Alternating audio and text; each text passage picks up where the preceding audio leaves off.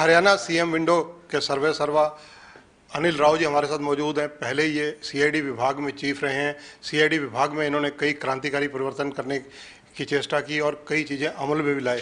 आज CM window का कार्यभार सीएम ने इनको दिया हुआ है।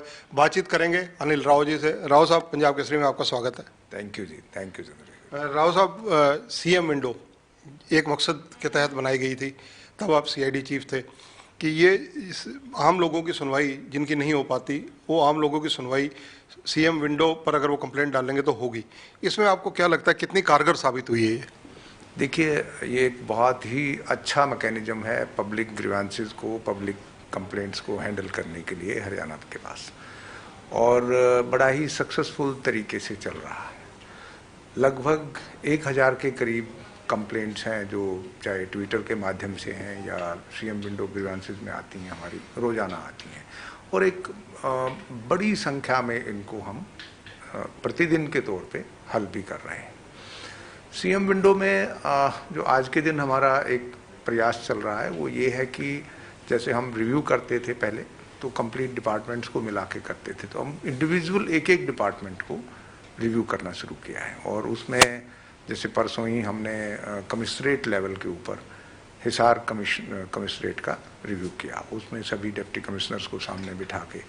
तो एक दूसरा तरीका इसको और एफिशिएंट बनाने का जो हम सोचा है वो ये कि हम खुद भी फील्ड में जाके अधिकारियों से बात करें, और कई बारी अधिकारियों की भी कुछ समस्याएं होती हैं कि जो क्विक रिड्रेसल में उनको जो दिक्कत होती हैं वो भी हमसे साझा करते हैं।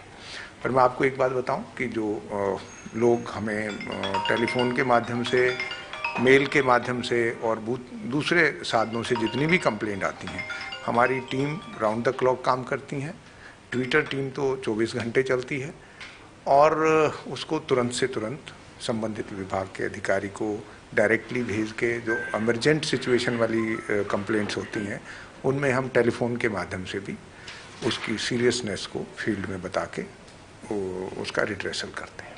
सर, जैसे पहले तो ये प्रथा थी कि केवल जो सीएम विंडो पर जाकर कंप्लेंट करेगा उसी की सुनवाई होगी। जैसा अब आपने हाईटेक सिस्टम सारा किया है कि ट्विटर से करे कोई कंप्लेंट, कोई और मैसेजेस के माध्यम से करे, तो ये क्या एवरेज आ रही है पर डे की ऐसी कंप्लेंट्स की? हाईटेक तरीके से कितने लोग कंप्लेंट कर रहे हैं? देखिए, हमारी जो प्रयास रहेगा आगे, अभी तक ई दिशा केंद्र में जाके लोग कंप्लेंट करते थे, हम इसको आगे और सरल बनाने के प्रयास में हैं, ताकि व्यक्ति जो कंप्लेंट करना चाहता है वो जहाँ भी बैठ के करना चाहे कर सके।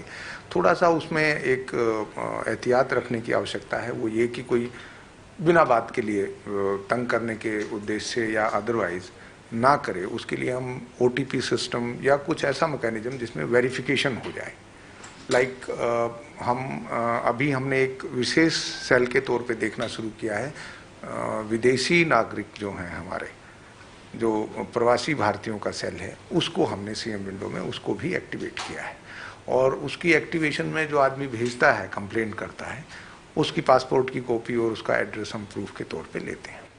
तो सर, विदेशी नागरिकों से रिलेटेड जो आप बता रहे हैं, इसका पूरा मकसद क्या है और इसको आम सरल भाषा में लोगों को समझाना हो कैसे समझाएंगे? देखिए, हमारे जो हिंदुस्तानी नागरिक हैं जो बाहर रहते हैं और उनके पीछे से सुनवाई करने वाला कोई नहीं होता।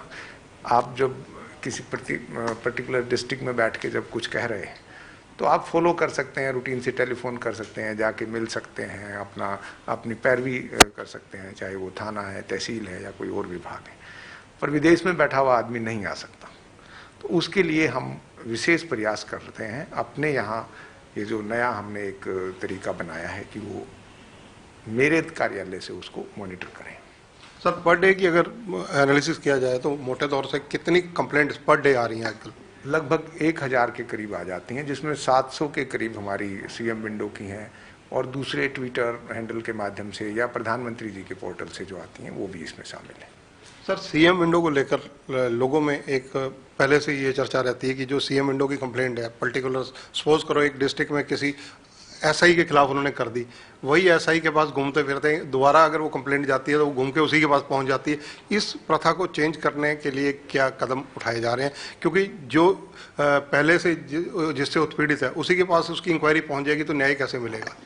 देखिए, इस पे हम विशेष तौर पे जो हमारे नोडल अधिकारी हैं विभाग के या पर्टिकुलर जिले के, उनको एम्पावर भी कर रहे हैं और साथ में उनसे हम अपेक्षा भी रख रहे हैं कि ऐसे केसेस को वो खुद देखें।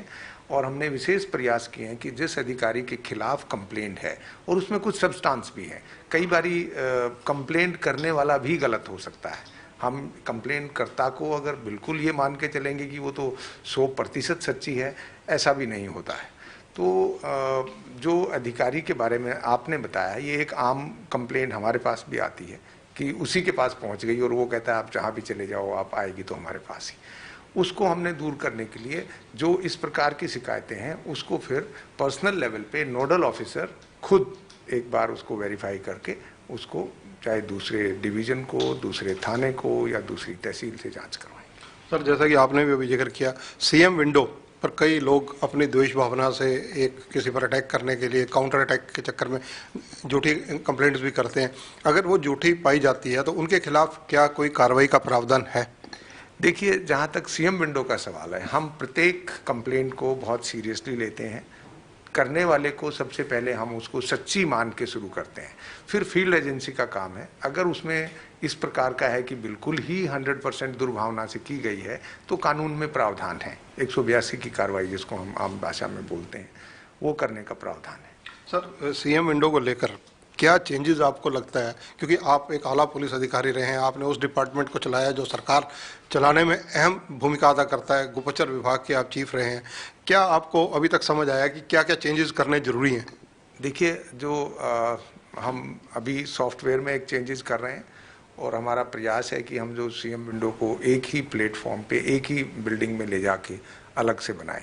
जहाँ तक सॉफ्टवेयर का मामला है, हमने जो सॉफ्टवेयर हमारा चल रहा है, इस सॉफ्टवेयर में पब्लिक सेक्टर में रेलवे जो है वो बहुत अच्छा काम कर रही है, क्योंकि रेलवे में बहुत सारे लोग, लगभग 2-2.5 लाख करोड़ के करीब लोग जो हैं वो रोज़ाना सफ़र करते हैं और उनका कंप्लेंट रिड्रेसल मैकेनिज्म बहुत अच्छा था। मैं स्वयं अपनी टीम लेके रेलवे में गए थे और वहाँ बैठ के उनके साथ पूरा डिस्कशन करके आए हैं।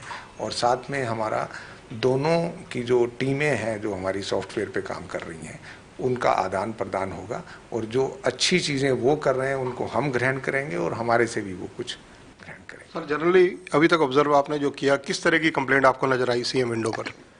देखिए, बहुत बड़ी संख्या में तो पुलिस विभाग की भी होती हैं, बट आज के दिन अगर हम सेटिस्फेक्शन लेवल देखें तो हमारा जो बिजली विभाग है वो 1 नंबर पे और दूसरे नंबर पे पुलिस विभाग बहुत अच्छा कार्य कर रहे हैं और उनका कंप्लेंट रिड्रेसल मैकेनिज्म जो है वो बहुत ही बढ़िया तरीके से चल रहा है।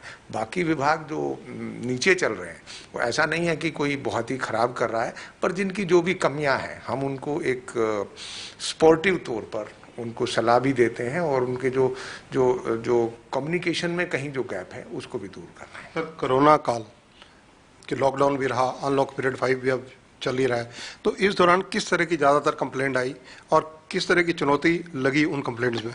देखिए, एक आपने जैसा बताया कोरोना का, इस दौरान डिसाइडेडली मेडिकल या स्वास्थ्य विभाग की कंप्लेंट्स भी आई और मैं मुबारकबाद कहूँगा, उन्होंने बहुत अच्छे से उनको हैंडल भी किया है और हरियाणा का जो स्वास्थ्य विभाग की हैंडलिंग रही है कंप्लेंट्स की वो भी बहुत अच्छी रही है।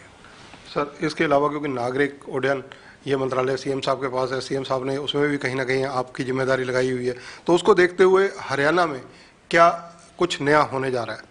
देखिए, ये विषय तो इससे अलग है, पर फिर भी कल ही मुख्यमंत्री महोदय ने एक बहुत बड़ा प्रोजेक्ट जो हरियाणा में लाने का उनका शुरू से प्रयास था, ले भी आए थे और चल रहा था, उसका पहला फेज़ कंप्लीट करते हुए दूसरा फेज़ शुरू किया है और कल ही उन्होंने अपने कर कमलों से जो जिसको भूमि पूजन कहते हैं हम, वो सेरेमनी शुरू की है।